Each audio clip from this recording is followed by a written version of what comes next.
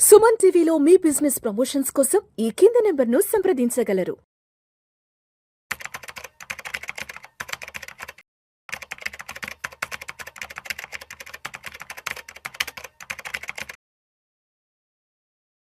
Sir Giribabu గారు నమస్తే sir. నమస్తే. Yes, welcome to Suman TV, welcome to Vishnu talks.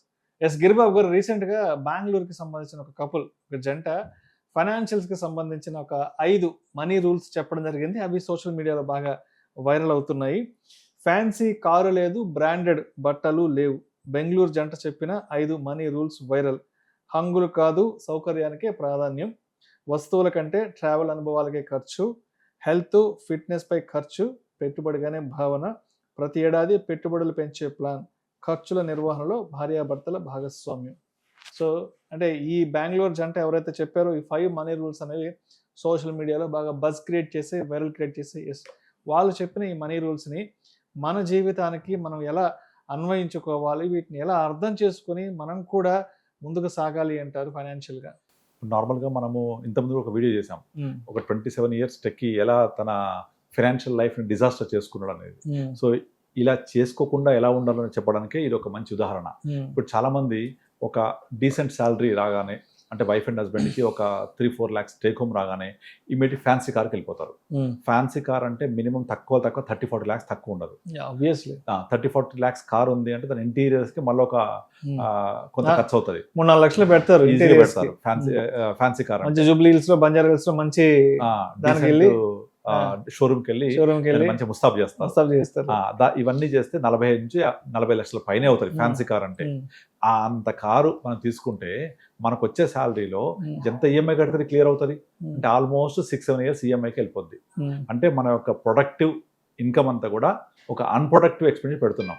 ఇక్కడ మనం చూడవలసింది ఏంటంటే మనం చూడవలసింది ఫ్యాన్సీ కార్ కాదు, సౌకర్యవంతమైన కారు. మా ఇద్దరికి, మా పిల్లలకి కూర్చోడానికి కన్వీనియంట్ గా ఉందా లేదా, డ్రైవింగ్ ఈజీగా కంఫర్ట్ ఉందా, సేఫ్టీ ఉందా, that's all. That can be 10 lakhs 12 lakhs is okay. 10-12 lakhs అంటే పర్వాలేదు. ఒక 10 లక్షల లోన్ తీసుకొని కొనేసుకుంటే నెలకు 20-25 వేలు అయిపోతుంది. ఒక వైఫ్ అండ్ హస్బెండ్కి ఒక 3 లక్షల సాలరీ వస్తే 20 వేలు నాట్ ఏ బిగ్ ప్రాబ్లం. కానీ అదే 40 లక్షల కార్ తీసుకొని ఒక 10 లక్షల ముస్తాబు చేసి దానికి అన్ని ఈఎంఐలు తీసుకుంటే ఎంత డిజాస్టర్ అవుతుంది. సో అలా వెళ్ళొద్దు అని చెప్తున్నారు వాళ్ళు. అలాగే అంటే ఇంకా నెక్స్ట్ చదవండి. వస్తువుల కంటే ట్రావెల్ అనుభవాలకి, హెల్త్ ఫిట్నెస్ పై ఖర్చు, పెట్టుబడిగానే భావన. చాలా మంది ఏంటంటే ఇప్పుడు నార్మల్గా ఎప్పుడైనా సరే హెల్త్ అనేది మచ్ మోర్ దాన్ వెల్త్ అని చెప్తూ ఉంటాం. ఇప్పుడు హెల్త్ ఈజ్ వెల్త్ అని చెప్తారు కదా. నేనైతే హెల్త్ ఈజ్ వెల్త్ కాదు, health is much more beyond than wealth. ఇప్పుడు మీకు పెద్ద పెద్ద పొలిటీషియన్స్కి ఎన్ని వేల కోట్లు ఉన్నాయి, చనిపోయినప్పుడు ఏం తీసుకెళ్తారా? ఎవరు తీసుకెళ్లారు కదా. ఆ డిజాస్టర్ లైఫ్ మనం జయలలిత చూసాం కదా. ఎన్ని లక్షల, ఎన్ని వేల చూసిన లైఫ్ కంటే ఎన్ని వేల చెప్పులు, చీరలు, బంగారము, ల్యాండ్స్ ఎక్కడ కూడా తెలియదు ఎవరికి. అవన్నీ అంత దారుణం కదా. పోయస్ గార్డెన్ లో వేదన. మరి ఆమె హెల్త్ ఏమైపోయింది, బాగా ఒబేస్ అయిపోయి ఎటువంటి తిరగలేక చేయలేక చాలా ఇబ్బంది పడుతూ చనిపోయింది కదా. అసలు కనీసం చివరి రోజుల్లో అసలు ఎవరికి చివరి చూపు కూడా దక్కలేదు ఆవిడ బెడ్ మీద ఉన్నప్పుడు. ఎగ్జాక్ట్లీ. అలా కాకుండా మనము మన యొక్క హెల్త్ మీద పెట్టేది ఖర్చు కాదు, పెట్టుబడి. To have a beautiful life అంటే మన ఒబేసిటీ దగ్గర నుంచి బీపీ, డయాబెటిక్ రాకుండా ఉండడానికి ప్రతిరోజు వ్యాయామం చేస్తూ యోగా, ఫిట్నెస్ మెయింటైన్ చేయడానికి మనం పెట్టేది ఖర్చు కాదు, అదంతా మనం పెట్టుబడిగా భావించాలి. Because our health is much more than wealth. మన హెల్త్ బాగా చూసుకుంటే వెల్త్ క్రియేట్ అయినట్టే, ఆ క్రియేట్ అయిన వెల్త్ని మనం ఎంజాయ్ చేసినట్టే. సో అట్లా హెల్త్ని ఎప్పుడు కూడా ఎక్స్పెన్సెస్ కింద రాసుకోవద్దు, ఒక ఇన్వెస్ట్మెంట్ కింద భావించుకోవాలి. అలాగే బ్రాండెడ్ బట్టలు అని కూడా చెప్పారు వాళ్ళు.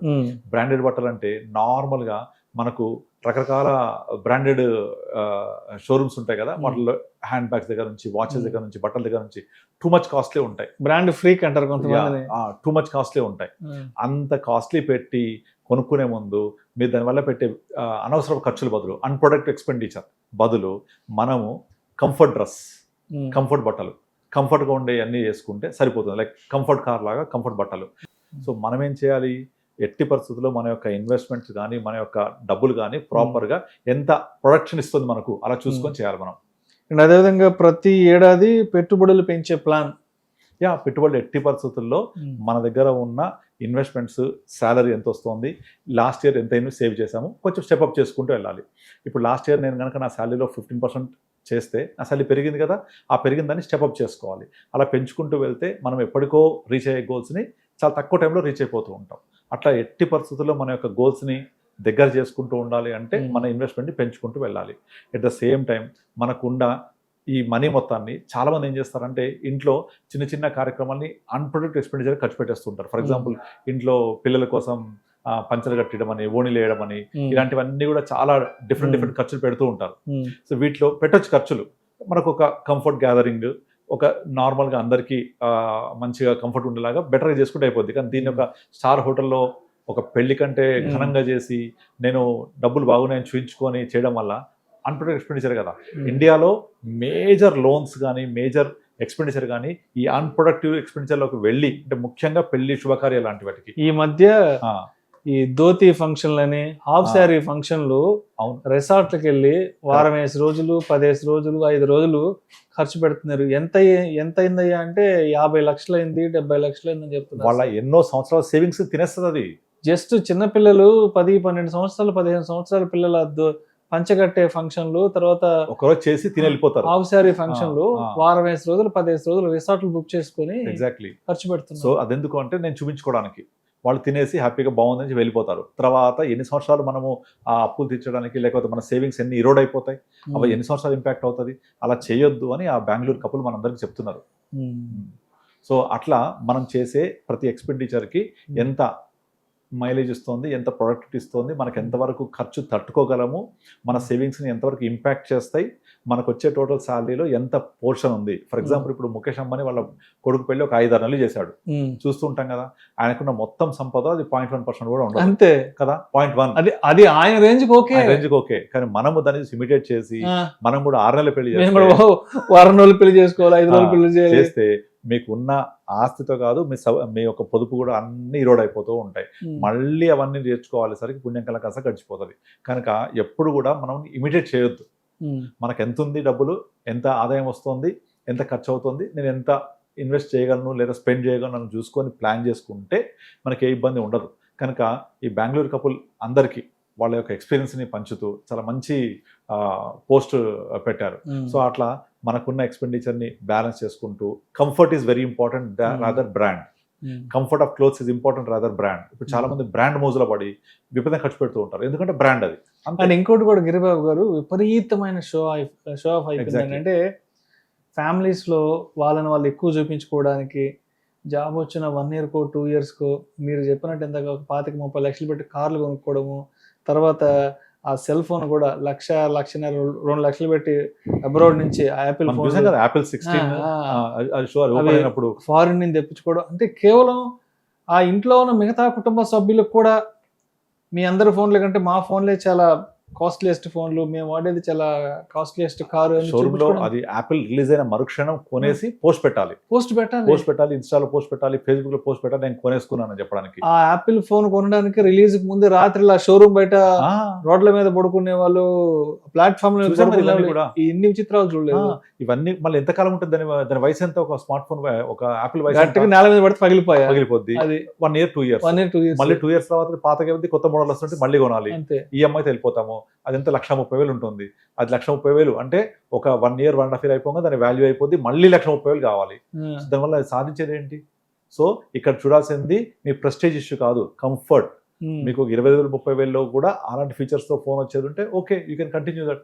అంతేగాని మీరు ఎక్కువ ఆడంబరాలకి వెళ్ళి రిచ్ అని చూపించుకోవడానికి, మేము కూడా ఇప్పుడు రిచ్ అయ్యామని చూపించుకోవడానికి, రిచ్ చూపించడంలో మేము కూడా ఏం తక్కువ కాదు, రిచ్గా బ్రతకడంలో ఉండాలి. ఇప్పుడు మన బంధువుల్లో మేము కూడా ఏం తక్కువ కాదు, మేము కూడా చాలా రిచ్ అయిపోయాము, ఒకప్పుడు లాగా మేము లేవని చూపించుకోవడానికి ఈ ప్రయత్నాలని కూడా షో ఆఫ్. ఈ షో ఆఫ్ రిచ్నెస్ చూపించడంలో కాదు, బతకడంలో ఉండాలి. So think big, think rich, not on the show off. So అలా కనుక చేసుకుంటూ వెళ్తే డెఫినెట్లీ మనం ప్రాపర్గా ప్లాన్ చేసుకొని వాటికి అట్రాక్ట్ అవ్వకుండా ఉంటేనే మనం ప్రాపర్గా ఫ్యూచర్లో మన యొక్క ప్లానింగ్ తోటి హ్యాపీగా ఎల్లకాలం ఇదే ఎమోషన్ తోటి ఇదే టెంపోతో బతికేయచ్చు. లేదు అంటే వాళ్ళకుంది నాకు లేదు, వాళ్ళకుంది నేను స్పెండ్ చేయాలి అంటే మనము సైకలాజికల్గా ఎంత బర్డన్ ఫీల్ అవుతాం మనం. బికాస్ మన రెవెన్యూస్, మన ఇన్కమ్స్ అన్ని ఇరోడ్ అయిపోతూ ఉంటాయి. మన ఫ్యూచర్లో mandatory needs like retirement planning, children education, వాటిలో కాంప్రమైజ్ అవ్వాల్సి వస్తుంది. అందుకే వారెన్ బఫెట్ కోట్ ఒకటి ఉంటుంది, నీకు అవసరం లేని కొంటే అవసరం ఉన్నాయని అమ్ముకోవాల్సి వస్తుంది. So you will be forced to sell what you don't required. ఎందుకంటే నీకు ఏవైతే అవసరం ఉందో అది కాకుండా కొనుక్కుంటూ పోతే నీకు అవసరం అమ్ముకుంటాల్సి వస్తుందని చెప్పేసి అని చెప్తుంటాడు. అది చాలా చాలా కరెక్ట్ అది. Right sir. Thank you sir. Thank you so much Giribabu garu. Thank you అండి.